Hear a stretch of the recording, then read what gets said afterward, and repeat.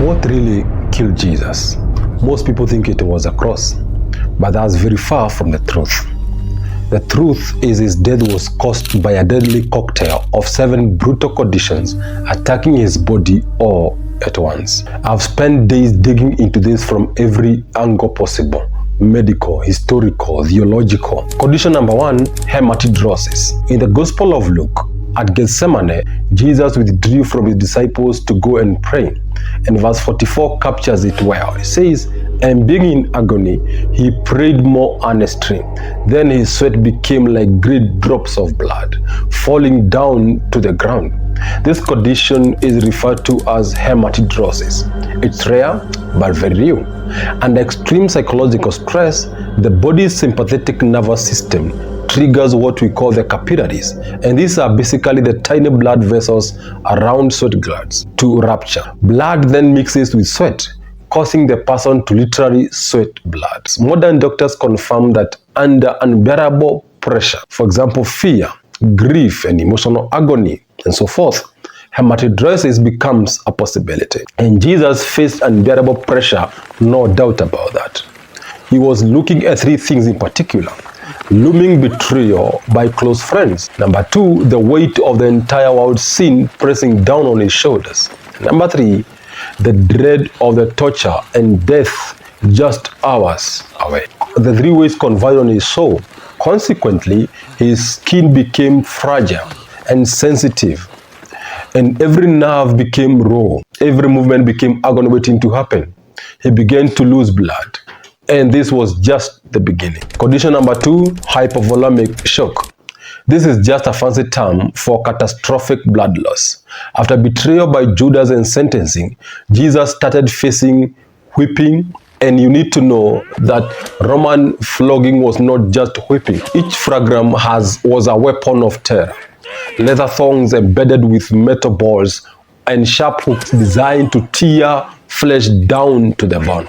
Hence, he had hundreds of lashes ripping his skin, muscle, and tendons. Blood therefore poured out, pouring onto the ground, and that is a vital fluid in the body. Please note, a healthy adult has about 5 liters of blood, and Jesus on that day lost so much from sweating and the whipping. As a result, his heart started struggling to pump the little that remained. Blood pressure therefore plummeted, and organs gasped for oxygen. The body went into shock. His body's emergency systems were screaming for help, but no relief was on the way. The pain was not just from the wounds, it was systemic. The nervous system flooded with pain signals from torn tissue, blood loss, and failing organs. By the time he was forced to carry the cross, his strength was nearly gone. And that explains why he needed help to carry the cross. And that takes us to condition number 3, severe dehydration. On that day, it is estimated that Jerusalem's heat likely soared to that degree Celsius. Now you need to combine that with the relentless flogging, the blood loss, and a forced march carrying a heavy crossbeam. His body was literally screaming for water. I am thirsty. Blood thickened and turned sluggish. His muscles started to cramp painfully, and oxygen delivery by this time had already slowed down. The thirst was simply unbearable, and that thirst was a desperate biological warning, and no water was offered to him during the entire ordeal. Therefore, his blood circulation had slowed to a crawl, and his energy reserves had drained. His throat was dry as cracked earth, barely able to form words. Dehydration compounded every other injury, pushing his body closely to collapsing. And that takes us to condition number 4, asphyxiation. He was fighting for every breath. Now let's bust a myth here. Movies often show nails through Jesus' palms, but historically, crucifixions drove nails through the wrist. The palms would tear under body weight, and these nails were huge, about 5 to 7 inches long, roughly the size of modern railroad spikes. They were designed to maximize agony, and breathing on that cross was not automatic. To inhale Jesus had to push his shredded back against the rough wood, lifting his body weight on nailed wrists and feet. Each breath was a torturous climb.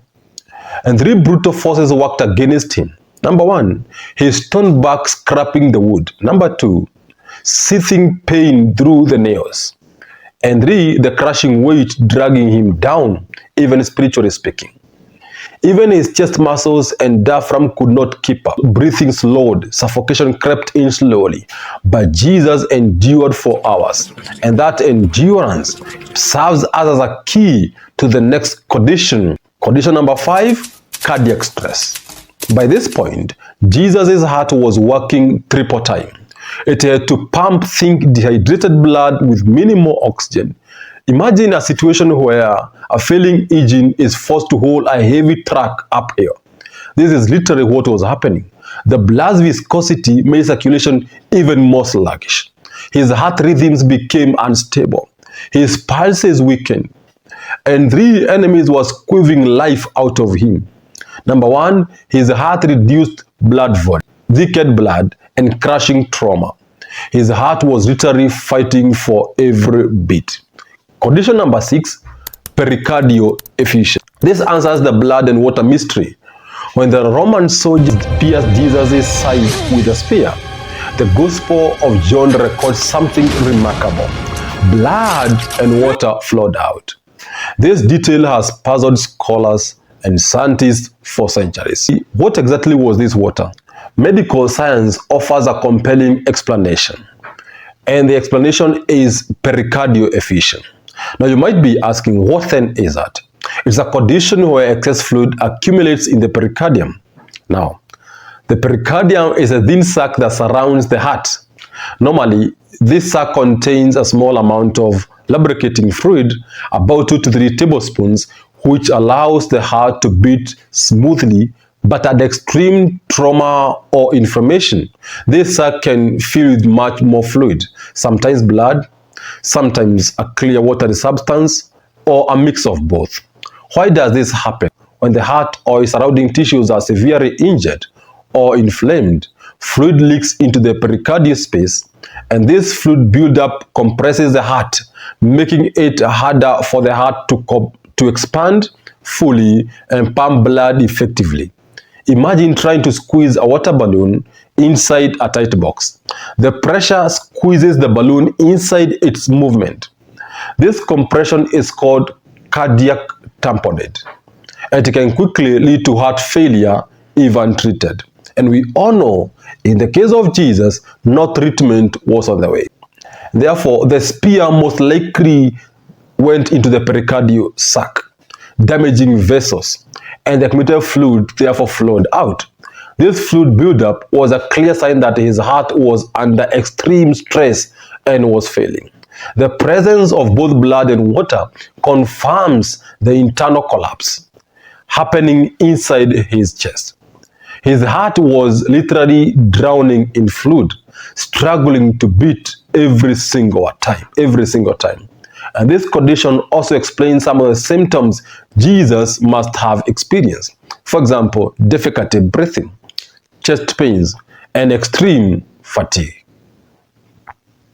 And that inability for the heart to pump blood would have caused his other organs to start failing because we are receiving less oxygen. And we need to understand that trauma is a contributing factor to this kind of issues. In the case of Jesus, this was not just a minor complication. It was a critical, life-threatening condition, signaling that his body was shutting down layer by layer. And now we head to condition number 7, cardiac rupture. His heart literally broke down. And this is the most shocking condition that Jesus went through. Sometimes in the medical space, it is referred as Takotsubo cardiomyopathy, or the broken heart syndrome. This rare but real phenomenon occurs when intense or emotional stress causes the heart muscle to weaken and literally tear or rupture. Imagine the heart already battered by blood loss, dehydration, suffocation, and fluid compression, now facing an emotional storm unlike any other. Jesus was betrayed by Judas, denied by Peter, mocked by the crowds, and abandoned by his closest followers. He was there watching his own mother, grieving, and felt the crushing weight of humanity's sin upon himself. This combination of emotional abandonment, psychological torment, and unbearable physical pain created a perfect storm inside his chest for his heart to do the unexpected, to break down. And patients experiencing sudden extreme stress, like the death of a loved one, can develop symptoms mimicking a heart attack, including chest pains, shortness of breath, and even a heart muscle rupture. His heart on that cross literally broke down under the pressure. For Jesus, this was not just figurative. His heart physically shattered. The rupture would have caused immediate catastrophic failure of the heart's pumping ability. And this final blow ended the battle raging inside his body. His heart didn't just stop, it broke down. 7 brutal conditions combined: hematidrosis, hypovolemic shock, severe dehydration, asphyxiation, cardiac stress, pericardial effusion, and cardiac rupture could not take him out. Each one could have been fatal by itself, but he was a different kind of a person. He had to give his ghost all by himself. And that story changed the course of humanity forever and ever.